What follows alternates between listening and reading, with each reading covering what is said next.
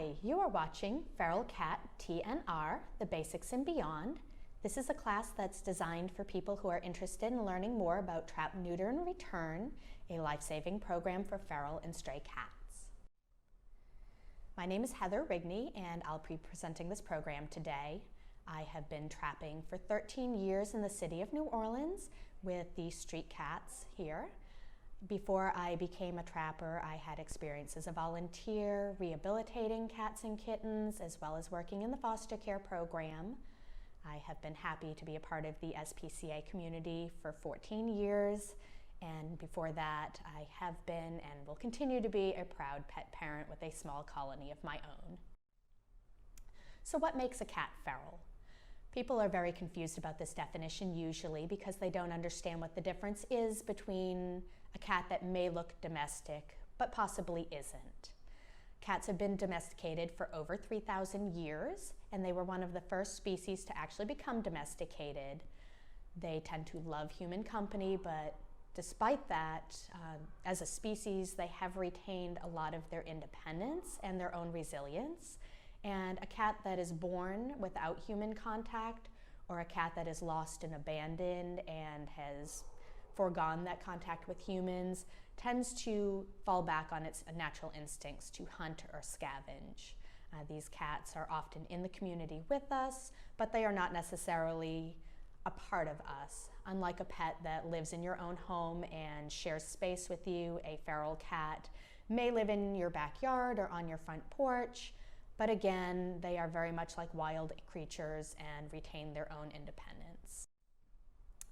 The mark of a feral or stray cat that has been through a trap, neuter, and return program is called an ear tip. As you see in this photograph, there's a little notch of about 3/8 of an inch that is taken off of one ear or the other on a feral cat, and this denotes that the cat has been through a spay and neuter program designed for street cats, and that he or she has been fixed, that they have been vaccinated, and returned to the area in which they reside. The going convention for the New Orleans area is to do the left ear for the females and the right ear for the males. However, some communities practice a universal left ear tip. Feral cats and cats in general will not live in an area without access to a regular supply of food, water, or shelter. That food may be provided by a feeder or caretaker that cares for one or more feral cats in the community.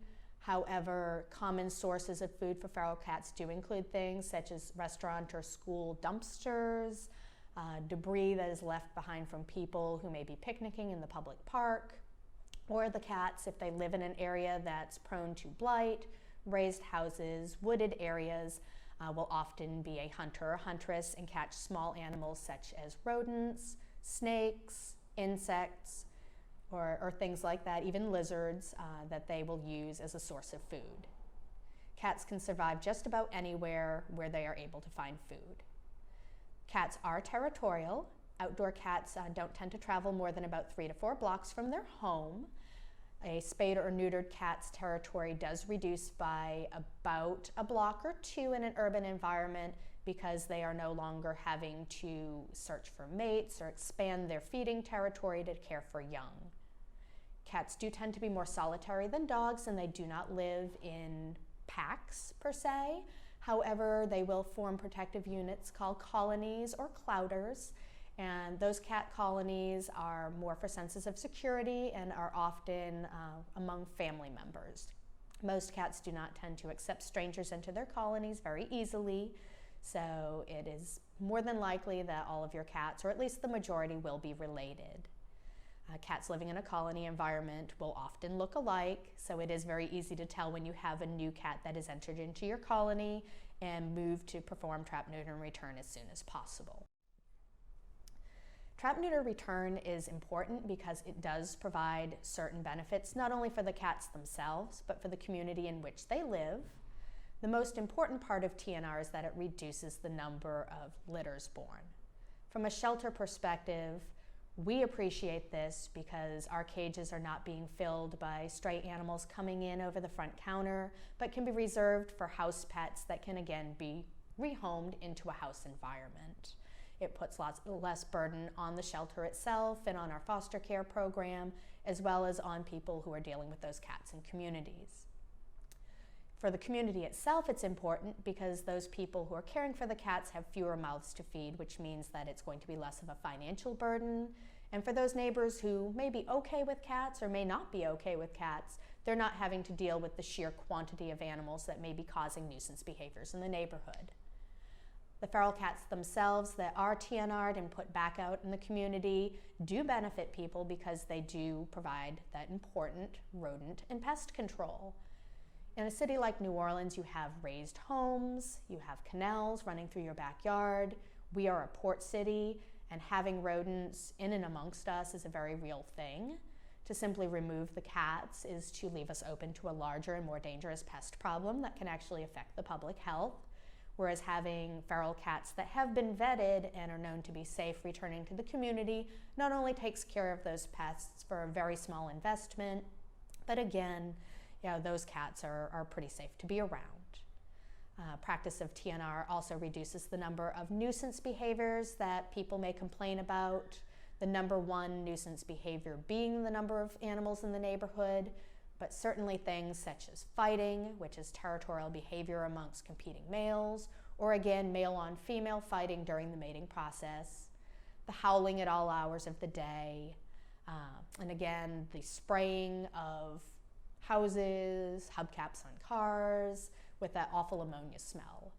TNR affects all of those things because it largely reduces or eliminates those behaviors, and if the cat does continue to spray, it is often with a much more mild scent that is not going to be as offensive to the people around it. Sterilized cats are certainly much less likely to fight, and the good benefit of that for the cats themselves is that it is less likely that they are going to be spreading disease. So if people have indoor and outdoor pets, the cats that they love and care for are not likely to be in the recipients of any disease that is caught from the feral community. Those bite abscesses can spread feline leukemia and FIV, and a cat that is neutered is much less likely to fight or bite. TNR'd cats will have other fewer health issues.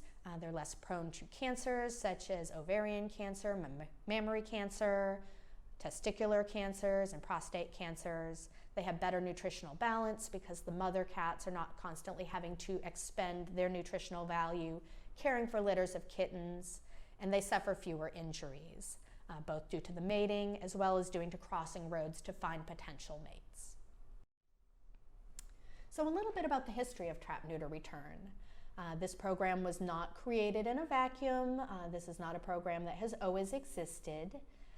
The movement actually began in Europe, both in Germany and in Denmark, and slowly evolved to come to the United States in its current form. In the U.S., we have had animal shelters in our community since the mid-1800s, when they were first formed to protect cart horses and then evolved into the pound or impoundment for stray and potentially rabid dogs. For the longest time, cats were not a big part of this picture, because we were rural communities that valued our cats and wanted them to breed so that they could control rodents and farms and other sparse properties where wildlife was a big concern. It wasn't likely that a shelter would take a cat, and when they did, the end result was largely euthanasia because everybody had cats and it was not a big deal issue. Over time, as more domestic animals began to enter shelters, there was more of a consciousness in the community that there had to be adoption programs to support the large influx to reduce the euthanasia numbers. But again, people weren't really looking to adopt a feral cat. They wanted an animal as a companion in their home, and the feral cats were largely left out of this equation. Therefore, 99% of the cats that were feral entering shelters were being put to sleep for no health reason. In the 1990s, an alternative to the removal and destruction of feral cats did begin to spring up in communities. Again, the program was piloted overseas, but we didn't really have something like that here in America. At one point, it was the impetus of a feral cat caregiver who was feeding her group of cats and didn't want to see them multiply that began the whole spark. She went to her personal vet and asked if he would be able to spay and neuter them for her at a lower cost since she had so many. He took the idea on, and the positive reviews that the veterinarian received in the community started up this program so that he began to work with more folks and more folks in this small community. It was a very short time before national advocacy groups such as Alley Cat Allies, which lobbies on behalf of cats, heard about the program, picked it up, and created a model which has been expanded throughout the country as high-volume, low-cost spay and neuter clinics for feral cats. And that's where the Trap, Neuter, and Return program really began to take off. Louisiana SPCA has been proud to be part of that program since 1997, and we have gone from spaying and neutering 300 ferals per year to over 3,000 ferals per year. Just a few quick statistics to give you a sense of where this program stands here in the state of Louisiana. Southeast Louisiana is estimated to have one of the highest feral populations in the nation, and the number of ferals is very difficult to estimate, and there are a number of formulas that actually can be used to project the number of cats that we have. Lower estimates are about 70,000, upper estimates are even as high as 125,000, but the key is that areas that have higher light levels, warmer breeding seasons, are more likely to have feral cats because the cat's estrus period is dependent on light. The difficulty is that we have a very low spay-neutering compliance, even amongst domestic pets here in New Orleans. So our ferals compound the problem by mating with people's personal pets. So we do have a huge number of cats here in the community. Annually, it is estimated that the combined clinics that do trap, neuter, return surgeries in the metro area take care of approximately 10,000 to 12,000 cats per year. An interesting stat says that a 2008 survey shows that only about 75% of pets are sterilized, and certainly even fewer ferals are in the community. The good news is the more and more our trappers go out into communities, the more they are seeing that colonies are already TNR'd or in process of being TNR, and we do see light at the end of the tunnel. For the past few years, we have seen a huge reduction in the number of cats entering the shelter here. Over the past decade, we have dropped from almost 5,000 cats down to fewer than 1,400 cats per year. And the majority of cats we get are young kittens that are still intact, and we are able to either TNR them and put them back out through our Return to Field program, or we are able to foster them and get them into homes as house pets. Now, again, we try to avoid having cats come into the shelter because Louisiana in particular is one of the states with the lowest adoption rates from shelters. Only about 12% of our folks adopt from shelters as opposed to getting them from a neighbor or friend. So anyone watching this today, we would certainly encourage you to adopt a cat from the shelter. Some more statistics. Again, I think we already reiterated this one. In the 20 years since we've practiced TNR, intake has dropped from 5,000 cats to under 1,400, which is a huge number. Last year alone, over 700 fewer cats entered the SPCA shelter than the previous year. And kudos to our community clinic, which does our trap, neuter, return surgeries. For 3 years running, they have actually spayed and neutered more feral cats than the entire number of cats that have come into the shelter. We have also begun return to field programs as well as barn cat programs for the cats that do enter our shelter, and have reduced our euthanasia numbers extensively. So back to the feral cats themselves. Say you are living in a community and you are the one caring for cats, or you have a neighbor who is. The most important thing that we have to say is it is a wonderful thing that you are feeding and caring for the cats in your community and looking after them. However, that is only one piece of a very important puzzle. Feeding without doing trap, neuter, and return is irresponsible because it does lead to unconditional breeding.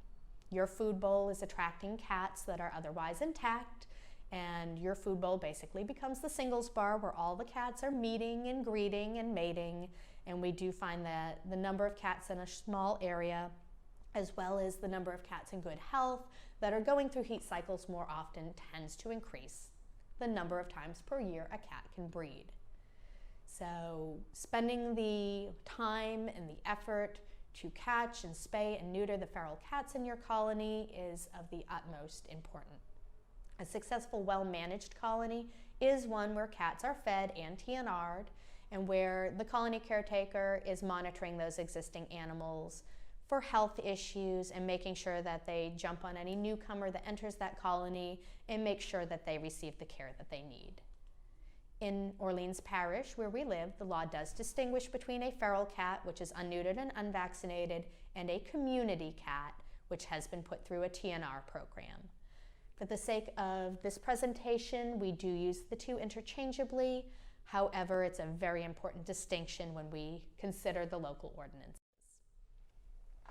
Now, trap, neuter, and return can be done just about anywhere. It doesn't matter if you are a residential homeowner, a renter, whether this is a group of cats at your business, your church, your synagogue, your mosque, your child's school. TNR is going to benefit the cats no matter where they live. Now, that being said, there are some certain circumstances where TNR is easier to perform than others. Ideally, you're doing the trap, neuter, and return on a small group of cats, say a mother and father and a young litter of kittens, where there is a finite number that is easy to catch and they're familiar with their caretaker. This should be a quick and easy process. However, even if there are multiple caretakers in the community, or even if the cats are not being fed by anyone in particular, it may be a large spread out group, with a concerted effort, TNR is always possible. The second most important thing to consider is whether the entire community is on board. It does no good to be a feral feeder or caretaker working in a vacuum who does this wonderful thing for your animals and you keep it under a bushel and don't tell any of your neighbors about what you're doing. Those people may have some very real concerns about the cat's breeding or the practices that you're doing. And after all of your hard work, the worst thing to do is to have somebody come back, catch your cats, and turn them into the shelter, sight unseen, after everything that's been said and done, and these cats are rendered safe to be around. Involve your neighbors. Tell them what you're doing and why you're doing it. You may find that you have a lot more local supporters than you originally estimated. Some folks may be willing to donate for your gas and time and transport. Some people may be willing to take traps on their property. You may even find that you have another person locally who is putting out food and water for the cats and would be able to cover for you if you ever have to leave town for vacation or for business. Make this a community effort. Assuage the fears of the people who aren't involved with the cats, and make sure that everything you do is above ground and totally visible. Another important thing to consider is whether the cats are in a safe location where they're not endangered. It does no good to trap cats on a construction site and bring them right back where they're going to be in harm's way or be scattered. Making sure that they have a place to go back to that is safe, that is involved, in their care, is a very important thing. Certainly you can do TNR in a location that is not ideal. However, residential locations or locations where people are looking out for their welfare is best. It does help also to have an outlet if you have friendly adults or kittens of socializable age that can be pulled out of the colony and adopted. This is not always the case, and certainly in communities where there is a very high number of kittens being born and a very high intake, like here in New Orleans, often we will advocate that even friendly animals stay out as part of the colony. But if you live in a community where the shelter does have open room or a robust foster care program, TNR should be reserved for the feral and semi-feral cats, and there are other options to bring the cats to shelters or rescues if they can be domesticated or are already domestic animals. The other thing that's important to consider is whether there is only one caretaker or multiple. Like I said, it takes a village to raise a cat. It's certainly more of benefit if you have more than one person, and preferably the whole community looking out for them. Once you have decided to move forward with the trap, neuter, and return project, there is a certain timetable that you have to keep in mind. If you have an unspayed mother as part of your colony and she has young kittens It is ideal to leave her with them while they are still exclusively nursing. Typically, they are able to grow teeth around 3.5 weeks and are beginning to eat wet mush solid around 4 to 5 weeks of age. And at that point, you can safely separate the babies from the mama and bring the mother cat in for surgery before she goes through another heat cycle. The babies themselves are still approximately a month to a month and a half away of being surgery age themselves. But again, they can survive that key 24 to 36 hours while mama's in the clinic having her surgery and while she's in transit. Kittens that are born into a feral colony can usually be tamed if they're separated from their mom between 5 to 8 weeks of age. Simply separating them and not providing attention, however, is not ideal and is not going to give you the results of an adoptable house pet.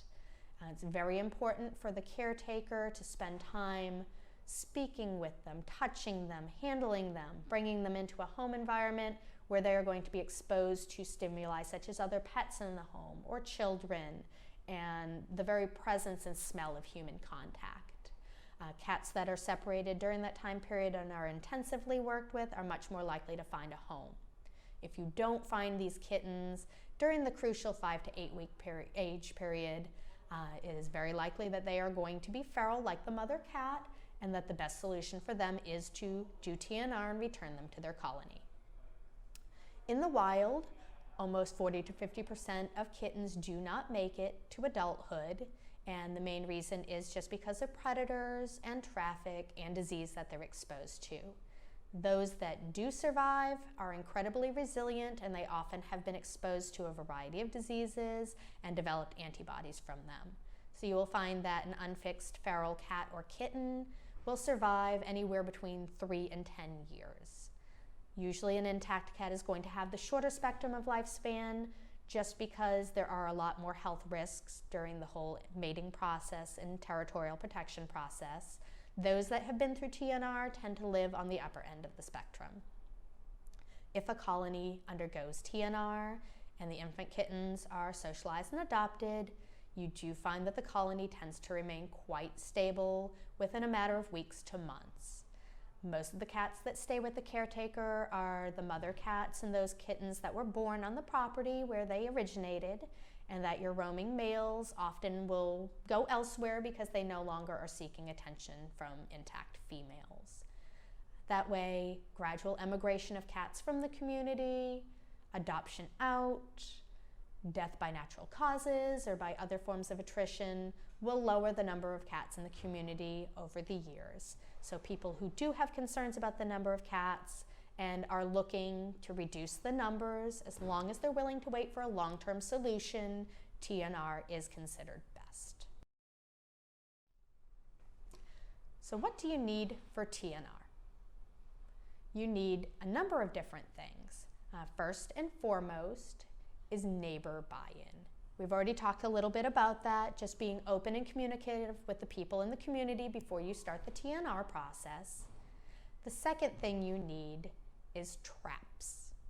There are a variety of different style traps on the market, but again, you should only use what's called a humane trap, which is one that's designed not to cause injury to the cats themselves.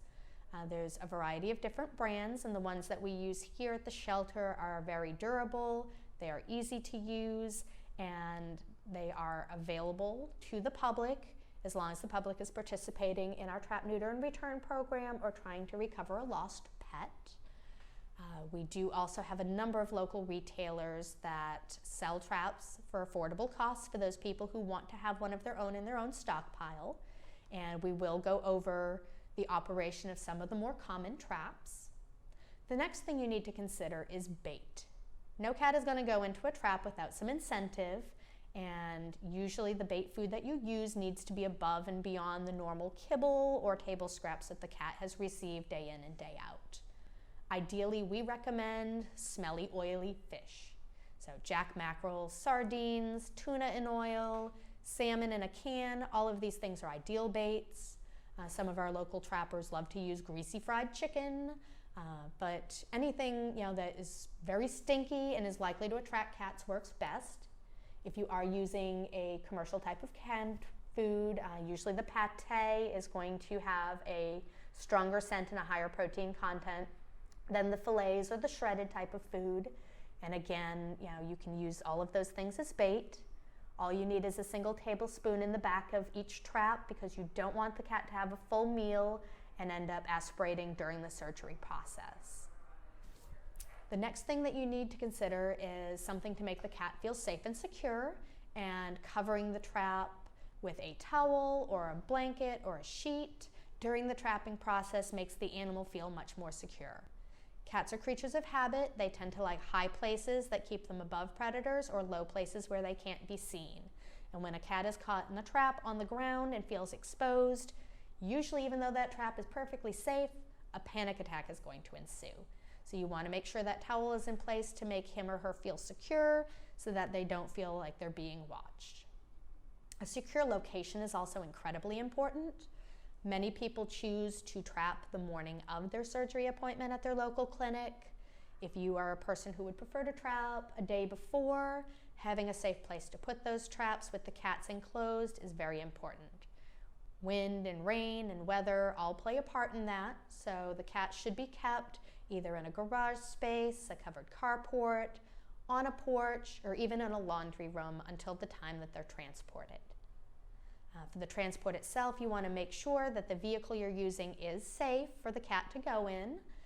The worst thing to do is to try to strap a cat onto the back of a moped in a trap and drive down the highway, or to put it in the bed of a pickup truck during the heat of the day in a Louisiana summer. Typically, your normal car will fit about 3 to 4 traps comfortably, and it's perfectly fine in order to use a trap like, a car like that.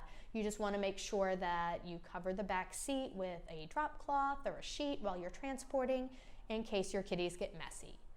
If you are looking to trap a larger quantity of cats and transport them, usually an SUV or even a pickup truck transporting to the clinic in the early hours of the morning or the late hours of the evening will be fine so that there's no sun exposure. And a recovery space is also really important. The recovery space can be the same spot that you used as a secure pre-surgery location. Some clinics, such as the Louisiana SPCA Community Clinic, does offer free overnight boarding for recovery with pickup in the morning. So today we're going to demonstrate some of the more commonly available humane traps that are on the market.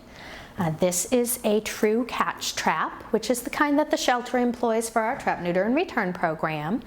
And the reason that we purchased this type of trap is because it is both durable, easy to use, and virtually silent.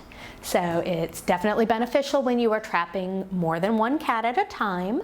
The great thing about this trap is that it's what's called a double door trap, which means that there is a side that the bait food goes in, and then there's a side that the kitty enters into, which prevents the user from having to reach into the back and to push the food from the front to the rear. Now, the way that this trap operates is it has one door here, and this is the bait side. It unlocks and slides straight up and down, and of course it's stuck, but there we go. So basically it operates like that, and if you look, you have the lip of the trap right here, and a few inches inside you have this moving trip plate on the bottom of the trap, and that is the mechanism that the cat uses to set off the trap. When you are setting up this trap, there are a couple things that you need to keep in mind. One is the bait food that you're using. And again, we always recommend smelly, oily fish as a preferred bait because the idea is you're trying to attract the cats and give them something above and beyond the bait food that they're used to using as part of their normal dry kibble or whatever it is in their food bowl. In the absence of having something like mackerel or sardines, a wet pate food with a very strong scent will work. And you can just take a small can such as this or a little paper plate with 1 or 2 tablespoons of food to use in the back of your trap. So pop the top, set this between the lip of the trap and that moving trip plate, and then you would close the door down in order to catch the cat. Now, before we do that, there's another important step that I would urge anybody who's trapping cats to consider, and that's the comfort of the animal itself as well as the ease of caring for the cat. If you are trapping on a non-windy day, Using something such as a sheaf of newspaper or a piece of cardboard to line the bottom of the trap is going to be more comfortable for the cat to rest on than the cold bars. It'll also prevent toes from being pinched in the bars themselves. The other great part of using some sort of newspaper is that if the cat urinates or defecates in the trap, much easier to clean up. And if you do happen to have a shy cat who doesn't quite want to scooch all of the way in, you can leave a bait trail of food or tuna juice or what have you from the front of the trap to the back.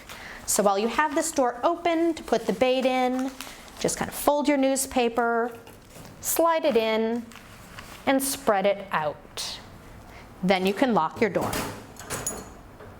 Many trappers prefer to use little locking carabiners, zip ties, things like that to hold the door closed. That way the cat has no chance of pushing it open if he rocks the trap. So most of these true catch cat traps come equipped with its own personal little beaner, but you can use what you would like. Now this is the business end of the trap, and the way that this works is it has two bars. They're little single rings and they slide to the top. The whole door pops open horizontally.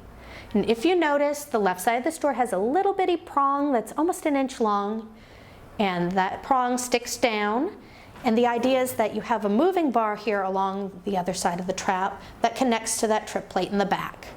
So while you are on a level surface, you're just going to hold this door open, pull up the bar, and create a crisscross. That bar holds your door open and now leaves a space that's open for the cat to enter the trap. So he or she smells the food in the back, wants to figure out how to get to it, and when he enters the tunnel and walks his way back, eventually his paw is going to step on that trip plate which is raised. The door swings shut, and those two rings lock it down. The great thing about the true catch trap is it does leave a little gap. So if you happen to have a cat with a particularly long tail, or you have a baby kitten following a mother inside, there is no pinch point here where the kitten's tail would get hurt. Now this is again a humane trap, which is designed to be safe and without pinch points. But the cats do tend to become frightened when they're inside the trap. So one thing that we always recommend when you are trapping is to get some sort of towel or sheet as a cover up for the trap. And when you're setting the trap in throughout the yard, what you want to do is cover the back 2/3 of the trap with the towel. Because a cat's natural inclination is to find safe little hidey holes, since they are both a predator and a prey animal. When the cat is contained in here and can't get out, he or she is going to resort to going to the back half of the trap where they feel secure and hidden, and they are going to settle down and they're not going to struggle. This prevents them from cutting themselves up. It also certainly prevents you when you're transporting the cat, because you can actually just reach in, hold onto the handle, and lift it up. And if you have to rest it against your body, you don't have to worry about claws. So that is the best way to set and use a trap. Now the true catch trap is not the one that's most commonly available on the market. These are the kind that are used in TNR programs and humane law enforcement because they are durable, but unfortunately they're rather expensive as well. The other type of trap that Louisiana SPCA employs is what's commonly available on our local market. And this is a have-a-heart trap. Have-a-heart, tomahawk, and a number of generic models that operate off a similar principle are designed this way. And if you notice, this differs from the true catch in that it is a single door trap. So again, the way that this one works is that when you open the front door, which is your only door, you do need to slide the food to the back. This one has the advantage over the true catch of being a little bit taller and a little bit wider. It has the disadvantage, unfortunately, of having a door that comes down flush. So there is a potential of a pinch point here. You personally need to weigh what is more important to you. If you've got big tomcats or pregnant cats that want the extra head height, this is a great trap. It is certainly a more affordable trap, and I would recommend anyone keep one in their garage or in their shed as an emergency trap. But if you're trapping a large number of cats, usually going with the more higher end trap is the better bet. Now the way that the have-a-heart trap works is it has a little pull plate here that slides straight up, and you just take your hand and you push on this panel until it's flush with the metal door, and the whole thing swings outward. Unlike this trap, which has the rod running along the inside that connects to the door on the front, this one has the rod, but it connects to the door on the top. Now, if you look closely, there's a little rectangular hole here on the side closest to me, and there's an S-hook which connects to that rod. What you do is when this trap is level and your fingers are holding it open is you just push forward that rod and it hooks on the top of the trap door and it raises that trip plate. So again, all things considered, you would slide in your food, you would slide in your newspaper. I'm going to skip the newspaper for now just for the sake of convenience, but again, you're putting your food in the back here. You're holding your door open. Same principle. Kitty's walking his way through because he smells the good stuff in the back. Steps on the door. Door shuts. Cat is contained. And again, just has a lift handle just like the other one. And you can carry it and bring it with you to the clinic. So these traps are very simple and easy to operate. Depending where you're getting them from as a source, they run about $30 to $70, give or take. And these traps are designed for multiple uses. They will trigger with a kitten as young as about 4 to 6 weeks. As long as they're about a pound, they can get that trap door to close. So that is how you would work your various local traps. So say you've gone through the TNR process and everything is said and done. What do you need to be a good and conscientious caretaker? Number one is a regular feeding time. One of the most frequent complaints we get from the public is that neighbors who are caring for cats leave trays upon trays of food out all hours of the day, and that the cats are constantly passing through yards, that the food is attracting flies and roaches, and that it's just a very unsightly mess. The other complaint we get is that there are often possums and raccoons and other urban wildlife present at the feeding bowl, which tends to give folks cause for concern regarding rabies and other diseases. Keeping a regular feeding time for your feral cats is key. We recommend feeding for no more than 30 minutes to an hour at a time, and to choose your feeding time or times during daylight hours only. When you have breakfast, put down their breakfast. Pick it up and clean out the bowl after they're done. When you come back for dinner, put down their dinner bowl. If you're only feeding once a day, choose the morning or the afternoon, but not both. And if your goal is for rodent control, you can let their hunting be the second meal of the day. The other thing that you need is a mechanism for monitoring. This can be something as simple as keeping a file in your filing cabinet with the surgery records from your TNR clinic. Alley Cat Allies actually has a tracking sheet that is available on their website that you can download, where you record information about your cats, their age, their gender, their color, their surgery date, their vaccination dates, and we recommend taking a photograph of your cats as well. That way, if they go missing, you can go to your local shelter or put up flyers and try to figure out where they've gone, and you have a visual record of each animal in your colony. It also helps you know when you have new animals come in. A source of shelter is hugely important, and for many of us, it might just be our porch or our cracked garage door. It could be an old dog house that we've put in our backyard for the cats to use, and maybe put a shelf in there for their comfort, or stuffed it with hay.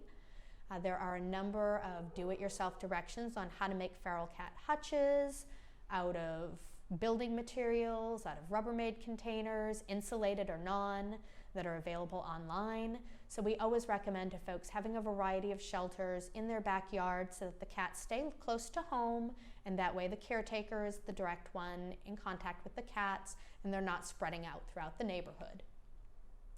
Keeping an emergency trap on hand is always very important, because cats will undergo accidents or illnesses, and you don't want to be contacting your local vet or your local shelter at midnight trying to obtain a trap last minute.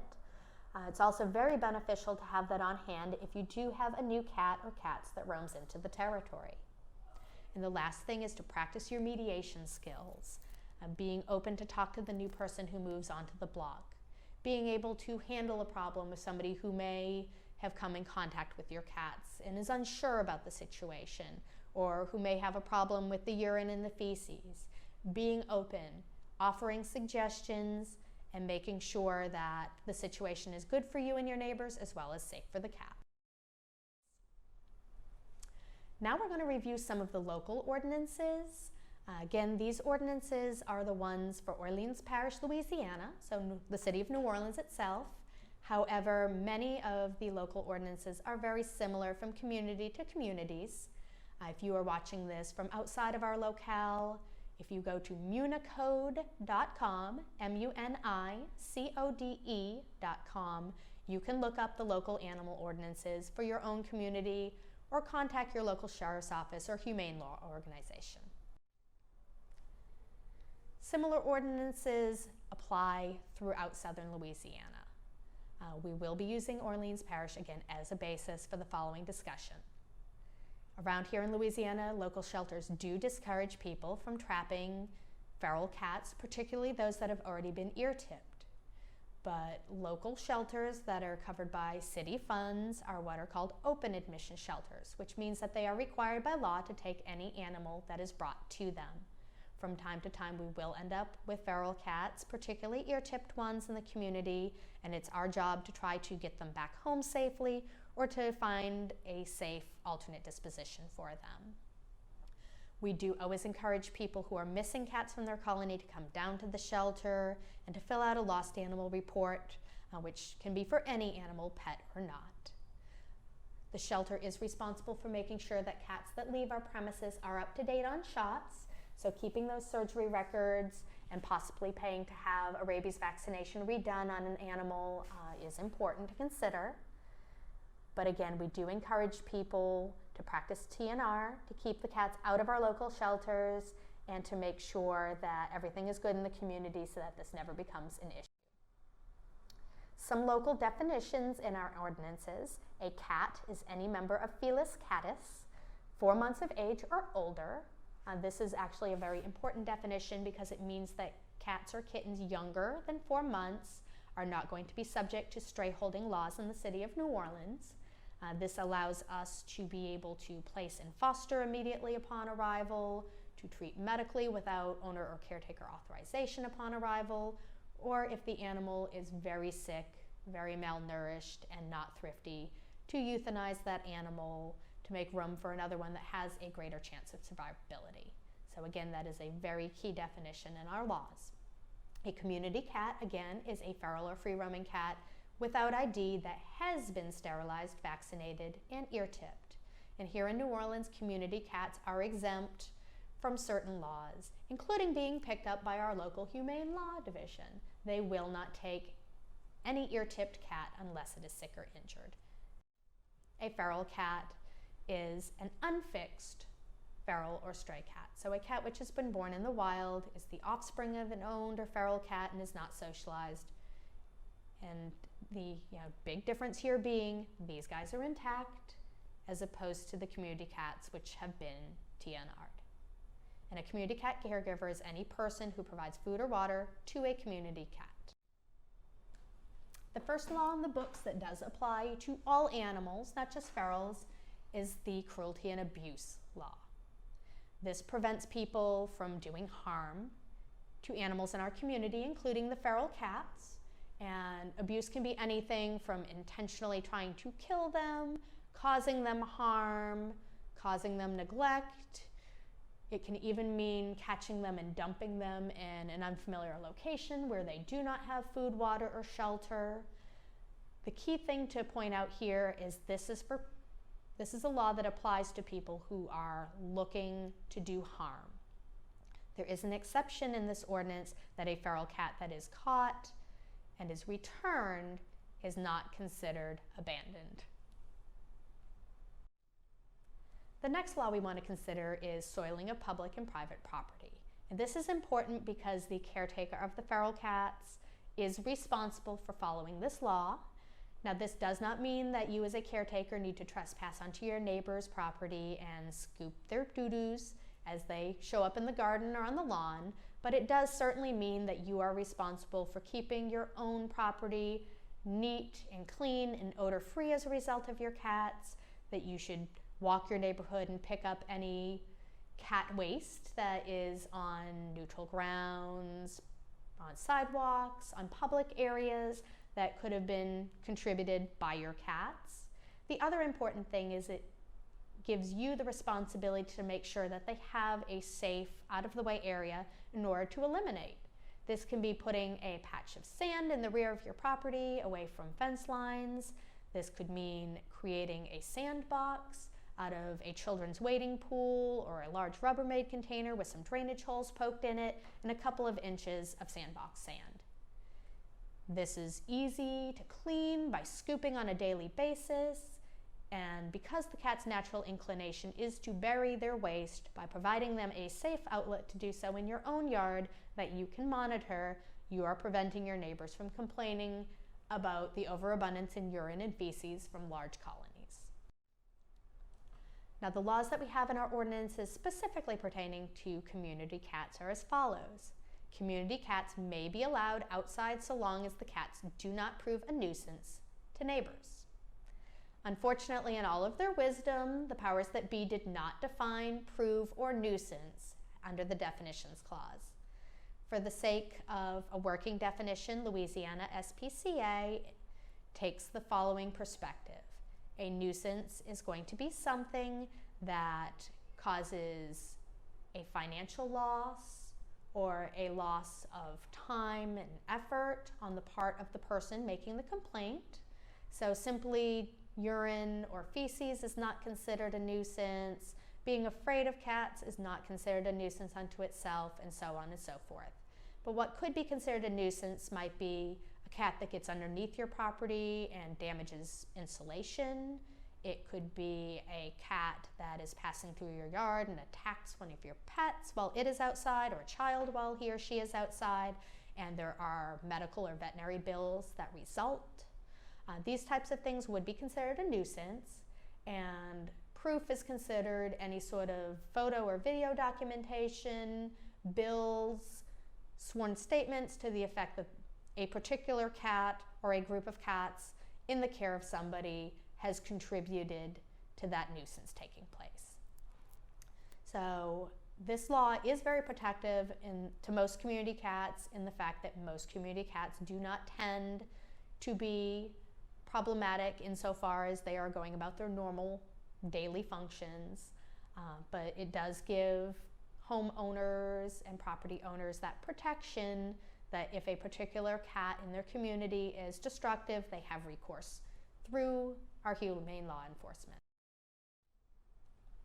The next part of this law is that any ear-tipped cat collected under the provisions of this section shall be released on site unless suffering from an obvious injury or illness. So this means that if our humane law officers go out to respond to a complaint, they only can take in the intact cats. Those that are already ear-tipped are released from the traps and get to go back to their colony caretakers. So again, this is a protective mechanism to encourage people to do the right thing and to perform TNR, and not just to let the cats stray and be a nuisance to the community. Ear-tipped cats that may be brought in either over the front counter or sick or injured cats that are brought in through humane law, since that is the one exception, must be intaken, but part of the process of redeeming them back out into the community is that we sit down with both parties and we mediate the problem. We work on the complaints that party A may have. We speak to party B, the caretaker, and give them information and advice and a list of responsibilities that they need to comply with to make sure that their colony doesn't have this occur again. So there is a mechanism for addressing issues for any cats that do come into the local shelter. Any non-ear-tipped cat that is collected under the provisions of the section shall not be returned to its owner unless such time as the owner has the cat spayed, neutered, ear-tipped or microchipped, and vaccinated, and all nuisance complaints resolved. So basically, if an animal is to be sent back to the community, it is going to be fully vetted and both parties are going to be comfortable with the resolution. Repairing damages that are caused to private property is the responsibility of the caregiver. However, this is a law that is not enforced by the shelter because it would be a civil suit matter. Most people are able to resolve any sort of nuisance that causes damages amongst neighbors as neighbors in a kind manner. But if that is not the case, then the shelter would be a neutral third party providing evidence of our investigation and what the end result was. Trapping. There are laws specifically regarding trapping, so whether you are a caretaker looking to trap and bring in your own cats for trap, neuter, and return, or whether you have hired a trapper, worked with a volunteer trapper, these are the laws surrounding how trappers work in the community. The trap must be set where a trapper or caretaker can monitor them on a regular basis. And it's very important that the location of the trap, the weather, and other factors are taken into play. There are very specific laws that traps cannot be set out in extreme heat or cold conditions or under storm watches and warnings, and they should never be done so because we don't want to risk the harm of the animal or the people who are caring for those traps. If you are working with a trapper who does not live on site where the cats are being caught, typically they will do the legwork of setting the trap, baiting the trap, and give instructions to the person who's monitoring them on how to deal with the animals once they are caught. It's very often that the trapper will stay with the traps, but it's not always the case, and sometimes it is a partnership between the caretaker and the trapper to look after those traps. Cats must be removed from the traps in a timely manner, and this doesn't mean that they have to be done within 30 minutes or even an hour of being trapped. However, those traps should be checked regularly. They should be brought in from the weather and transported immediately to the clinic as feasible. Again, the traps can't be set in extreme conditions, and that's for the cat's protection. And there is a mechanism in place that a cat that has been injured or killed due to incorrect trapping is a victim of negligence or cruelty, and that cruelty statute that we looked at before kicks in.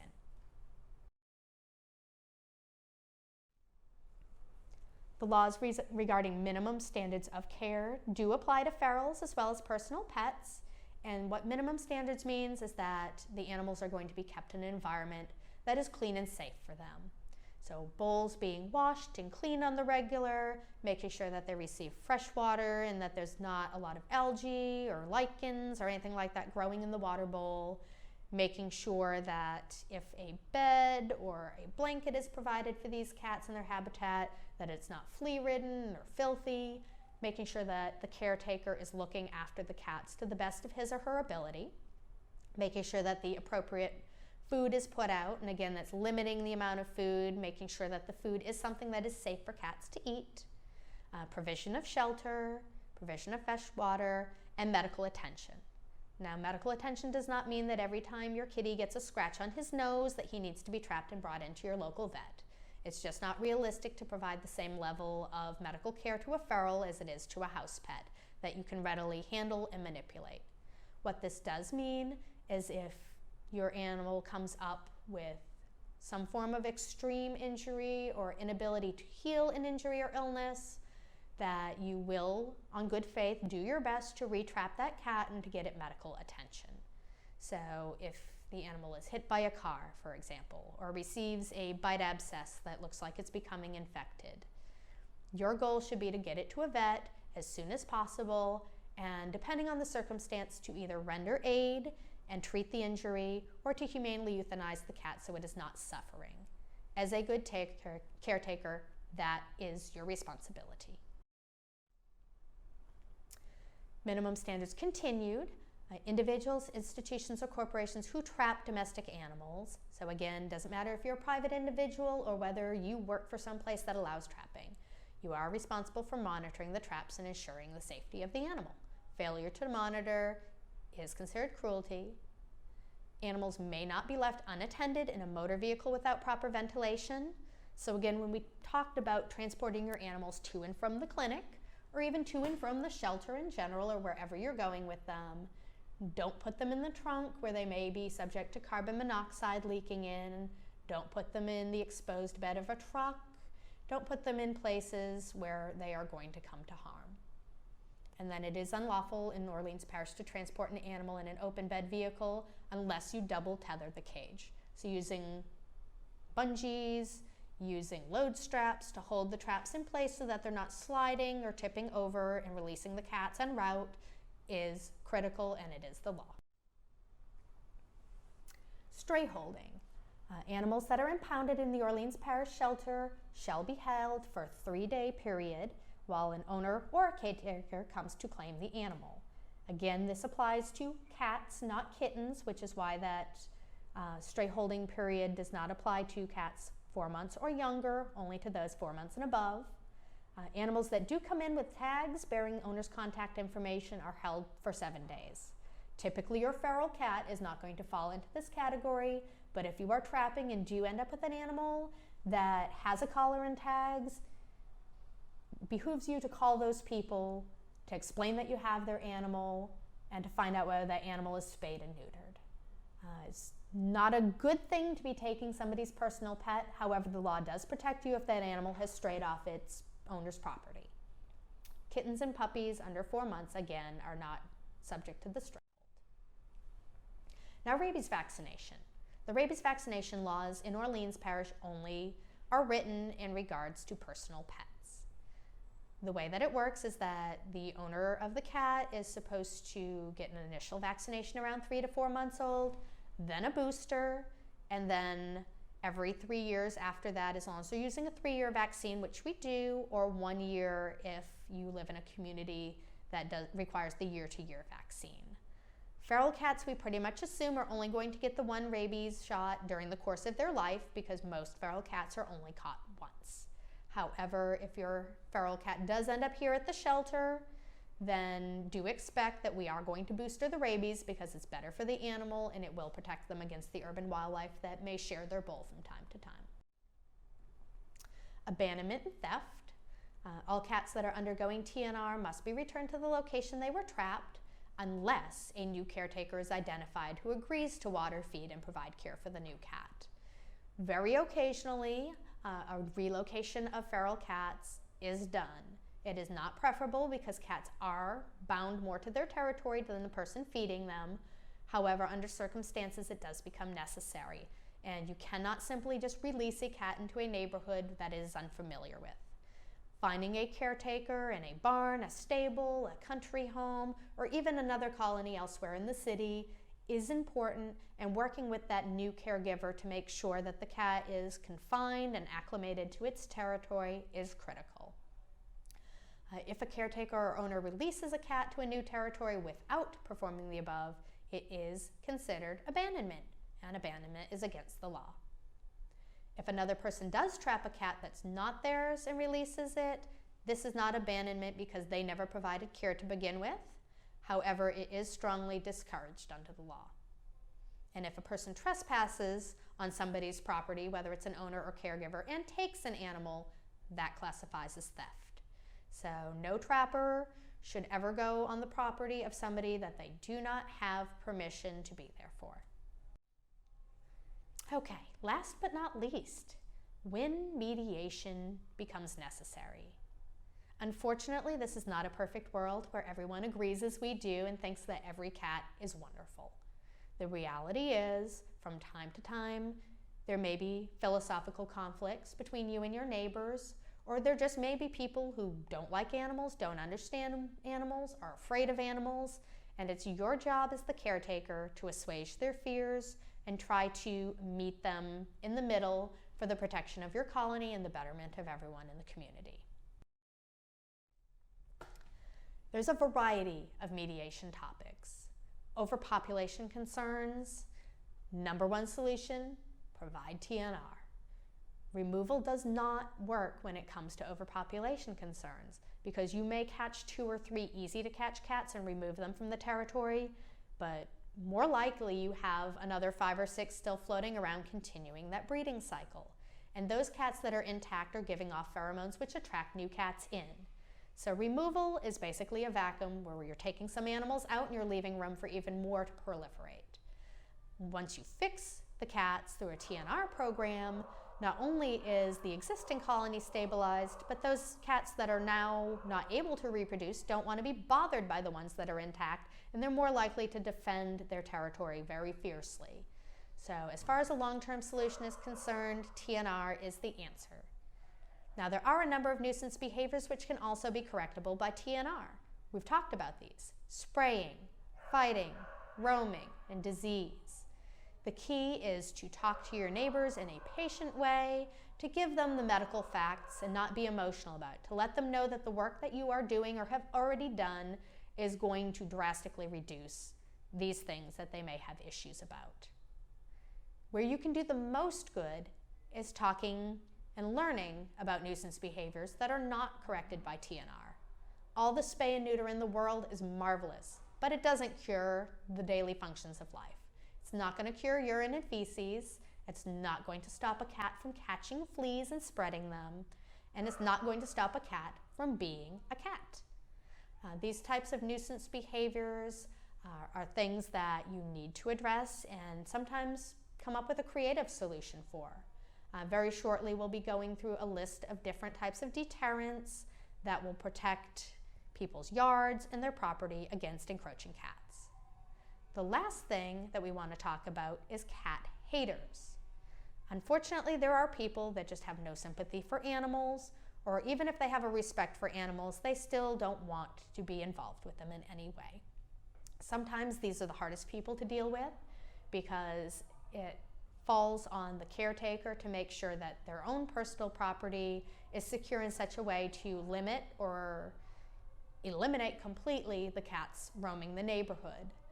The other thing that may be necessary if it's a small colony is even building some sort of enclosure, whether it's an enclosed porch or a room for the cats made from the garage or a sunroom or a greenhouse where they can still enjoy their taste of outside but do not have access to other people. Because the reality is very little that you say is going to get someone who is hateful of animals or phobic of animals from changing the way that they feel. Perhaps with time and with kindness, you will be able to change their mind. You may be able to win them over to actually enjoying your feline companions, but that is not always the case. Now we're going to talk about some deterrents that you can use in the yard to keep cats that you don't want at bay. This is a good repertoire for any caretaker to have, to offer to their neighbor, or if you are a person who's complaining about cats in your neighborhood and doesn't want to be bothered with them, this will give you some helpful suggestions on what you can use to protect your yard. I always tell folks, keep it simple, stupid. Start with the things that are available in the household that you can use, that are cheap and effective and are going to keep the cats at bay. And the really cool thing about cats is they can actually be self-limiting. Cats have an incredibly keen sense of smell, so things that are unpleasantly scented that the cats don't like are likely to keep the majority of them out of your hair and out of the areas that you don't want them to. One thing that cats are very particularly concerned about is citrus scents. So if you have lemons, grapefruits, oranges, tangerines, satsumas, whatever floating around the house that you have enjoyed, we always recommend that you keep the peels, and you can actually compost these in your gardens, in your flower beds, in and around the outside of your house, and the cats will avoid those areas because they don't like the smell.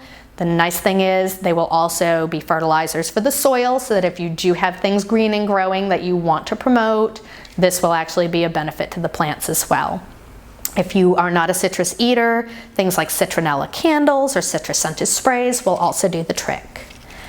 Another good household item is coffee grounds. Now, my personal cats have gotten used to my coffee habit, but a feral cat that's not used to human contact does tend to dislike the smell of coffee grounds, and they can be fresh or they can be used if you're pulling them out of your filter. And the idea is you want to sprinkle these in areas that you want to keep the cats away from, and they'll find the pungent, acidic smell of the grounds to be obtrusive, and they'll try to avoid those areas. You can actually go to local garden and feed centers and buy plantings for your outdoor areas. So whether it's a porch that you want to be cat-free and you have little potted planters, whether it's a flower bed or a vegetable garden, these are things that you can plant around your yard that don't need to be put down constantly like these types of deterrents. There's rue and lavender, which are brightly flowered, colorful, pleasant herbs. They can actually be used in teas, so if you're a tea person, you can use them for your own use. But the bottom line is those types of herbs have smells that the cats don't like. And in addition, lavender actually is an anti-flea deterrent too. So if you have issues with fleas, I definitely suggest promoting lavender. Pennyroyal, Canis canina are some other types of garden plantings that you can use. Eucalyptus, all of these are safe for the cat to be around, and again, will protect your garden spaces at very low investment and a lifetime of beauty in your yard. Some people do say that they don't really find that there's much success with the scent deterrents, particularly for people who are concerned about gardens. What I recommend is trying to change the environment in a way that is going to be unpleasant to the cat. The cat's natural instinct is to bury their waste in loose and sandy soils. So those of us who are gardeners do tend to have a problem where everything wants to get in our garden right after we've tilled. If you have a flower bed, consider what type of ground cover you're putting around your plantings. Cats do not mind the smell of pine, but they do not like the smell of cedar. So invest in cedar chips, and preferably the big, large, chunky ones, instead of the shreds that are easy for the cats to move and sweep aside. Not only will it be a scent deterrent, it will also be a physical barrier.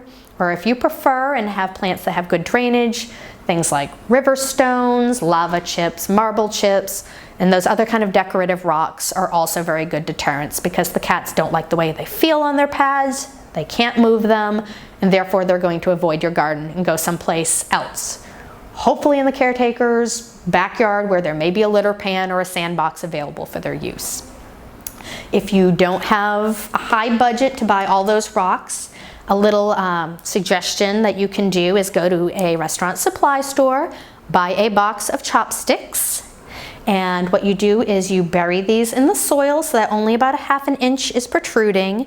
And the idea is the cat can somewhat walk comfortably, but when they try to dig to relieve their waste, their pads are getting pricked by these, and they realize that they can't dig there, it's uncomfortable, and again, they move on.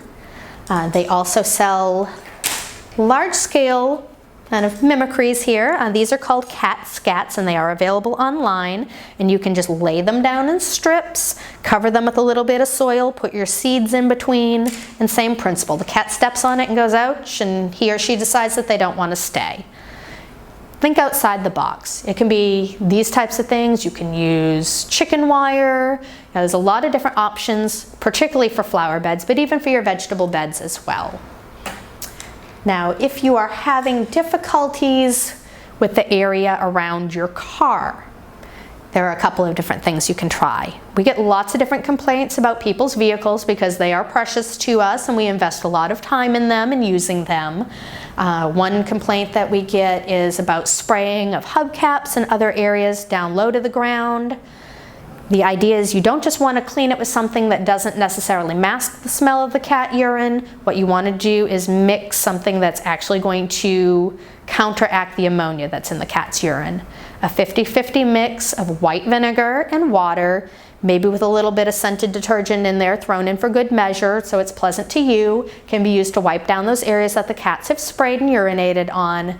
And that'll prevent the cat from realizing that there's a territorial war going on here because he won't smell the scent from other animals and he'll move on to a different spot. Now, if your issue is with cats and kittens climbing up under the chassis of the car, into the car engine, or even on the surface of your car, one thing that I suggest is a commercial product. It is called a cat stop. There are a number of different companies that sell very similar products. And the idea is it is a motion-activated sensor that runs off a 9-volt battery. And every time the cat jumps on that surface or climbs under the surface where it's facing, it emits a very high-frequency noise that the cat hears. Cat doesn't like the sound and moves on. This is great in particular for preventing young kittens from going up into crawl spaces and getting injured or killed in the car engine. If you have a carport or garage, you can actually mount the cat stop using screws to face the top of your car so that you don't see the footprints on the hood and on the windshield. The other thing you can do is simply use a car cover. If you are the caretaker, you can offer it to the complainant who lives next door. If you are the complainant and don't know who's feeding in the area, just invest yourself. For a little bit of money, you're going to prevent all that washing of the constant footprints. So those are some suggestions that you can certainly use as deterrents. But as I said, being open, trying to figure out what the problem is, where the problem is the key. And the other thing that you can do, particularly as a caretaker, is be conscientious about your cats. Feed in an unobtrusive area where it's not easy to see. Feed away from property lines. Make sure that you don't have gaps in your fence that allow the cats to go back and forth between your property and somebody else's. As a complainant, things you can do are to seal up areas of your own yard where the cats are gaining access for shelter. If you have a raised home, putting decorative lattice or chicken wire around those open spaces to prevent the cats from going underneath the house will definitely be a benefit to you. Doing the same around your garages that may have a gap beneath them. Making sure that you keep lids on your garbage cans so that the nocturnal kitties are not digging in your garbage. And again, making sure that you pick up any scraps left over from parties that you've had outdoors in your backyard, making sure that you're feeding your own personal pets inside and not outside where animals can get scraps from the food bowls, and just again, working with the neighbors to meet halfway. Now you're a cat expert. We ask that you take the information that you've learned today, that you go out into the community and spread the success of TNR and the benefits of it in your community, that you care for the animals in your immediate neighborhood, and if you feel comfortable, that you volunteer with your local shelter and see how you can be involved in getting TNR in your community. Thank you.